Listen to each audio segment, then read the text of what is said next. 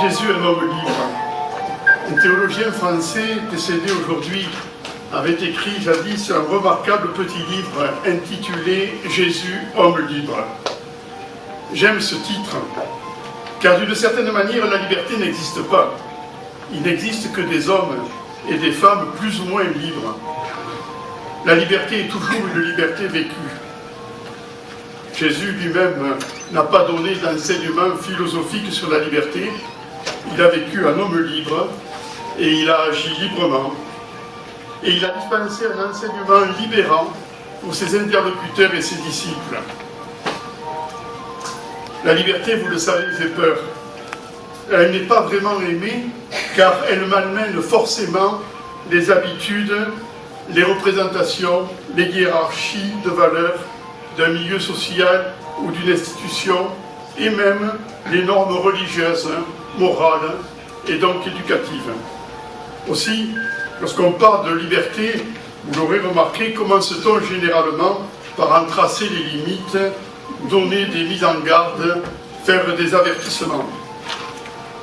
On pourrait croire aussi que la liberté a une place de choix dans les sociétés libérales. Le discours sur la liberté fait partie de la définition de la démocratie.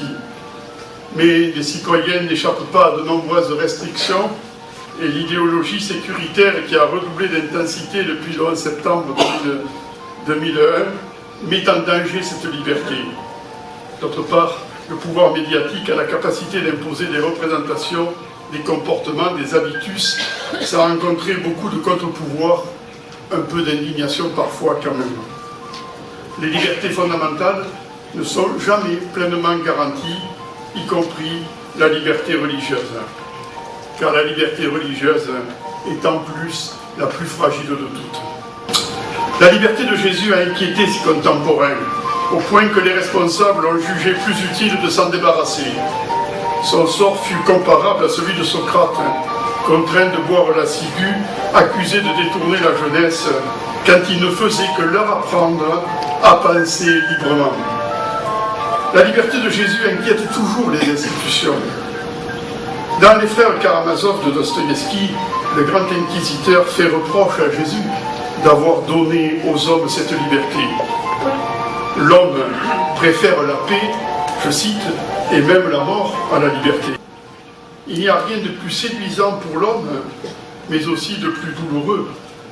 Tu as accru la liberté humaine au lieu de la confisquer, et tu as ainsi pour toujours imposé à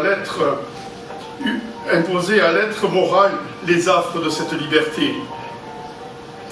Ainsi, souvent, un des premiers réflexes consiste à endiguer cette liberté étonnante qui est celle-là même de l'esprit, dont on ne sait d'où il vient ni où il va. On se souvient de cette visite de Nicodème à Jésus dans laquelle il appelle à la liberté de l'esprit, car l'esprit est comme le vent. Et, poursuit le texte, ainsi en est-il de quiconque est né de l'esprit.